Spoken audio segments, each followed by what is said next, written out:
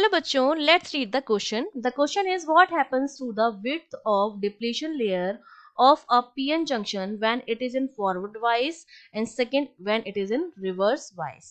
तो हमें बताना है कि जो पीएन जंक्शन में डिप्लीशन लेयर बनती है उसका फॉरवर्ड वाइज और रिवर्स वाइज में उसकी विड्थ पर क्या असर होता है, ये हमको बताना है.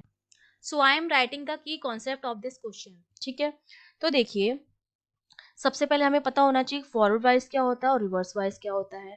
सबसे पहले हमने एक पीएन जंक्शन ले लिया. ठीक है, ये मेरे पास एक पीएन जंक्शन है जिसको हम बनाते हैं पी टाइप सेमीकंडक्टर और एन टाइप सेमीकंडक्टर लेके. ठीक है, ये मैंने ले लिया पी टाइप सेमीकंडक्टर, ये मैंने ले लिया N type semiconductor. P type में जो मेजॉरिटी होती है वो होती है होल्स की, जो कि आपके पॉजिटिवली चार्ज पार्टिकल्स होते हैं, और एन टाइप में आपकी मेजॉरिटी होती है इलेक्ट्रॉन्स की, जो आपके नेगेटिवली चार्ज पार्टिकल्स होते हैं. ठीक है, तो इसमें तो आपके होते हैं होल्स और इसमें आपके होते हैं इलेक्ट्रॉन्स. ठीक है, तो जब हम इन्हें किसी बैटरी से कनेक्ट करते हैं, जब हम इन्हें किसी बैटरी से जोड़ते हैं, तो अब बैटरी से कनेक्ट करने का दो तरीका हो सकता है ना. बैटरी से कनेक्ट करने के दो तरीके हो सकते हैं. या तो मैं पी टाइप को पॉजिटिव टर्मिनल से जोड़ूं, पी को पॉजिटिव से जोड़कर एन को नेगेटिव से जोड़ूं, तो ये मेरी वाइसिंग होती है फॉरवर्ड वाइज. और अगर मैं उल्टा करती हूँ, एन को पॉजिटिव से जोड़कर पी को नेगेटिव से जोड़ दूं, तो ये मेरी होती है रिवर्स वाइसिंग. ठीक है, तो सबसे पहले हम फॉरवर्ड वाइज की बात करेंगे. हमने पी को प्लस से जोड़ा है और एन को माइनस से जोड़ा है बैटरी के टर्मिनल से.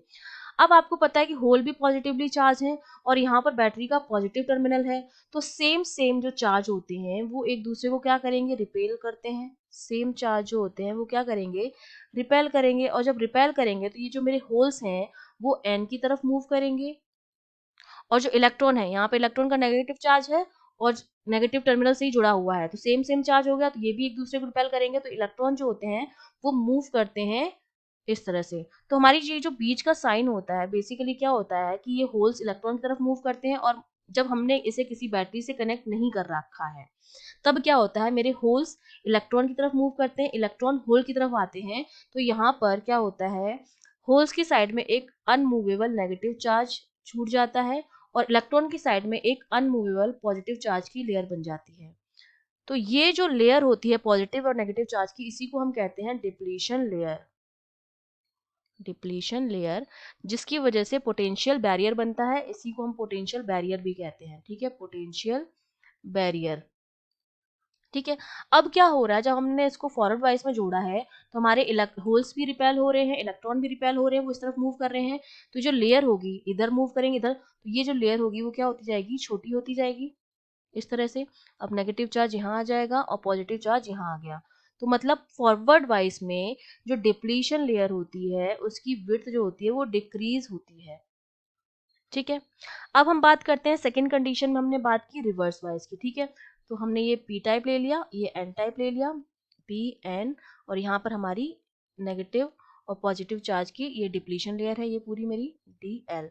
इसमें आपके पास होल्स हैं, इसमें आपके पास इलेक्ट्रॉन है. अब हमने इसको जोड़ा है रिवर्स वाइज में. रिवर्स वाइज मतलब पी को मैंने जोड़ा नेगेटिव से और एन को मैंने जोड़ा है पॉजिटिव से. ये मेरा क्या हो गया, रिवर्स हो गया. इसमें हमने बात की थी फॉरवर्ड की, अब हमने ये जोड़ दिया है रिवर्स में. अब देखिए मेरे होल्स जो हैं वो नेगेटिव से जुड़े हैं, इलेक्ट्रॉन पॉजिटिव से जुड़े हैं. तो अपोजिट चार्ज जो होते हैं वो क्या करते हैं, एक दूसरे को अट्रैक्ट करेंगे. तो मेरे जो होल्स होंगे वो मूव करेंगे इस बैटरी की टर्मिनल की तरफ, इस तरफ मूव करेंगे, और जो इलेक्ट्रॉन होंगे वो पॉजिटिव टर्मिनल की तरफ मूव करेंगे. तो जो डिप्लीशन लेयर होगी वो क्या होती जाएगी, धीरे धीरे बड़ी होती जाएगी, क्योंकि कोई भी डिप्लीशन लेयर की तरफ मूव ही नहीं कर रहा है, इसको कोई दबा ही नहीं रहा है, ये और दूर दूर होते जा रहे हैं. तो ये जो चार्ज होगा वो अब डिप्लीशन जो लेयर होगी मेरी वो क्या होती जाएगी, नेगेटिव चार्ज यहाँ आ जाएगा और पॉजिटिव चार्ज यहाँ आ जाएगा. तो जो डिप्लीशन लेयर होगी अब मेरी वो क्या हो गई है, पहले से बड़ी हो गई. पहले क्या हो गई थी, छोटी हो गई थी, उसकी विड्थ जो हो गई थी वो छोटी हो गई थी. इसमें क्या हो जाती, मेरी डिप्लीशन लेयर जो होती है वो इंक्रीज हो जाती है. और रीजन यही है कि होल्स वो नेगेटिव टर्मिनल की तरफ जाने लग जाते हैं और इलेक्ट्रॉन पॉजिटिव टर्मिनल की तरफ जाने लग जाते हैं. तो डिप्लीशन लेयर पर किसी तरह का कोई दबाव नहीं पड़ता है, सारे दूर दूर, तो चार्जेस जो होते हैं वो बाहर चले जाते हैं. तो ये इसमें डिप्लीशन लेयर क्या हो जाती है, इंक्रीज हो जाती है. तो विड्थ फॉरवर्ड वाइज में क्या हो जाएगी, डिक्रीज हो जाएगी, और रिवर्स वाइस में क्या हो जाएगी, इंक्रीज हो जाएगी. I hope you understood well. All the best.